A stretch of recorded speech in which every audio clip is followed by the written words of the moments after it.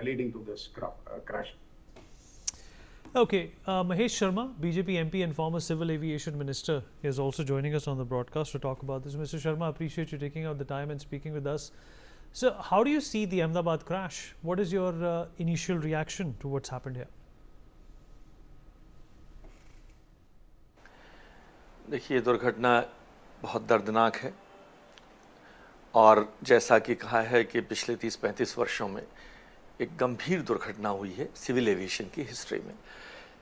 हवाई जहाज की यात्रा को अगर हम बाकी सब जगहों के एक्सीडेंट में देखें, कार एक्सीडेंट में और अन्य एक्सीडेंट में सबसे कम माना गया है कि इससे मृत्यु लॉस बहुत कम होता है, सबसे कम होता है और लगभग सुरक्षित भी है। हालांकि चिंता ये है कि अगर आसमान में ऐसी घटना हुई तो बचने की उम्मीद किसी की नहीं होती, ये संभावना है। वही इस बार भी हुआ। यह हवाई जहाज़ जिस dream liner Boeing 787 dream liner श्रेणी का है, ये हमारी सरकार ने, उस वक्त की सरकार ने नए जहाज़ खरीदे थे और ये सोचते हुए कि ये उस वक्त की सबसे बेस्ट टेक्नोलॉजी के जहाज़ थे। कोई ऐसा फेलियर भी इनमें नहीं हुआ और मैं समझता हूँ कि मैं जब सिविल एविएशन में राज्य मंत्री था तब भी इस विषय पर चर्चा हुई कि ये हमारे अच्छी जहाज़ हैं, नए जहाज़ हैं उस वक़्त के। जो घटना हुई है इसके कारणों की जांच पर सबकी चिंता है, सबकी नज़र है।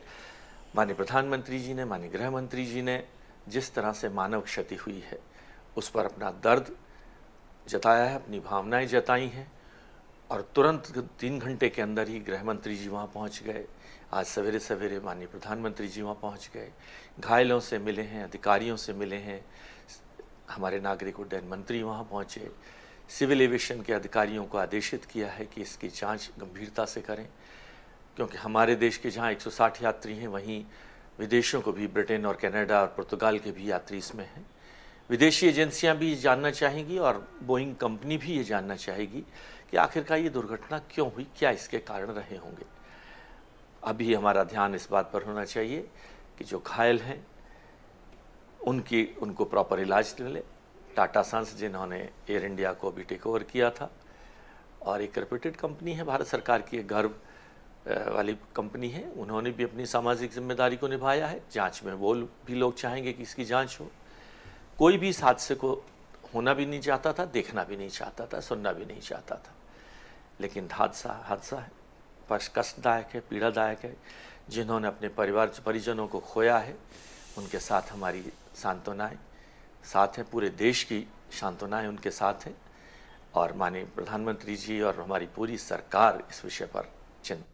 सर, इस हादसे में पूर्व मुख्यमंत्री रूपानी जी का भी निधन हुआ, साथ ही साथ प्रधानमंत्री मोदी ने भी उन परिवारों से मिला जिनके किन किन इस ट्रेजेडी में जिनकी मृत्यु हुई है। आप इन फैमिलीज़ को, इन परिवारों को क्या संदेश देना चाहेंगे? देखिए, प्रधानमंत्री जी ने या गृह मंत्री जी और हमारी इस पूरी सरकार भी इस विषय में हमेशा बहुत संवेदनशील रही है।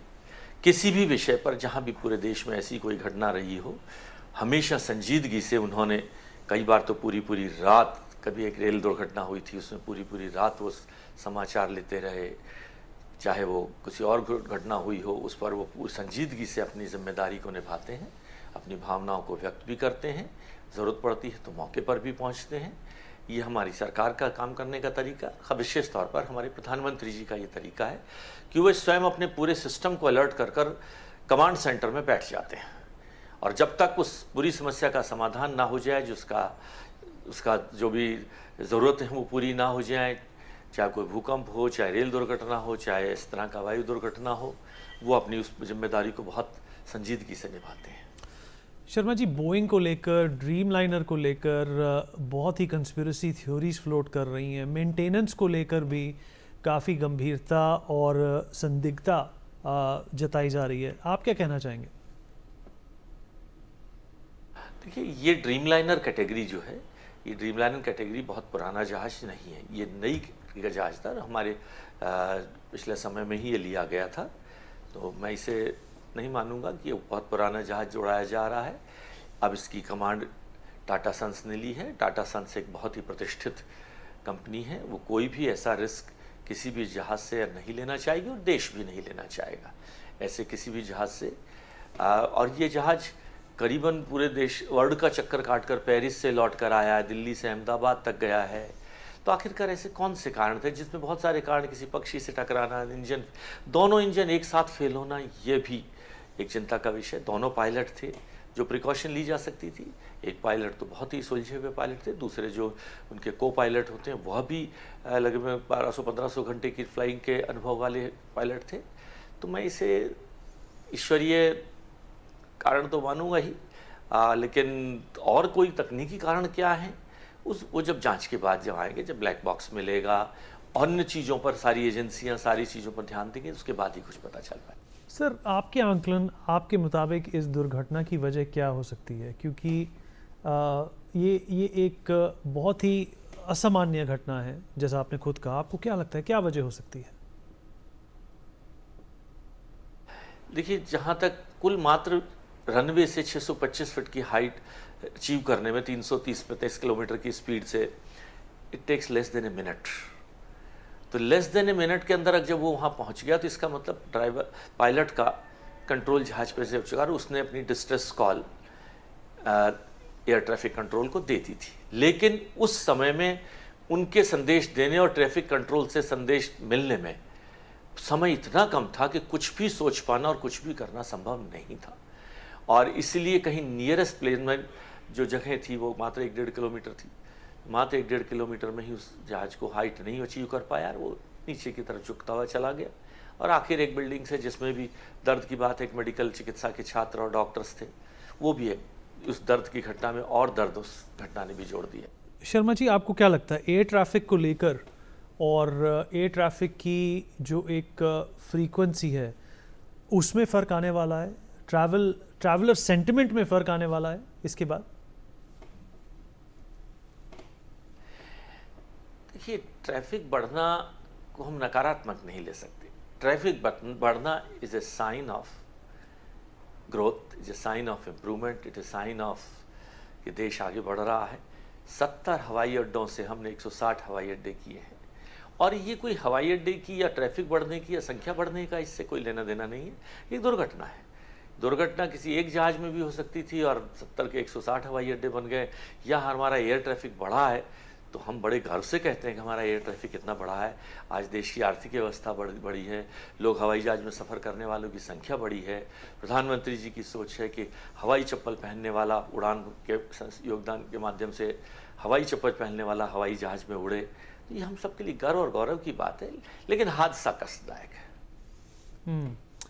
सर, आपको क्या लगता है कि जिस तरीके से अब ये हादसा हुआ है, आप एविएशन मिनिस्टर रह चुके हैं, इन कंपनीज को लेकर, एयर इंडिया को लेकर आप क्या कहना चाहेंगे?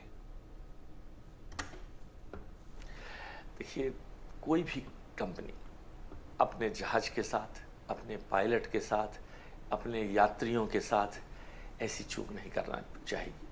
फिर हमारा DGCA, हमारा एक इतना सशक्त हमारा संगठन है, वो हर प्लेन को क्लियरेंस देता है, उसकी फिटनेस क्लियरेंस होती है, पायलट की फिटनेस क्लियरेंस होती है, पायलट की अल्कोहल की या अन्य कोई ऐसी स्थिति, डिप्रेशन, डिजीज़ की, उन सब की जांच होती है।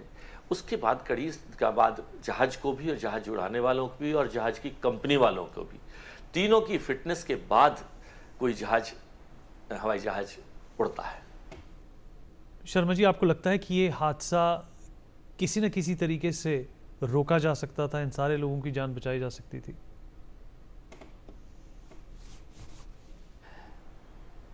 देखिए, रोकी जानी चाहिए, रोकने के प्रयास होने चाहिए और मैं समझता हूँ ईश्वर करे ये आखिरी दुर्घटना हो, लेकिन दुर्घटना है और इसके बारे में ये हम कहना कि कभी आगे 100% ऐसी दुर्घटना नहीं होगी।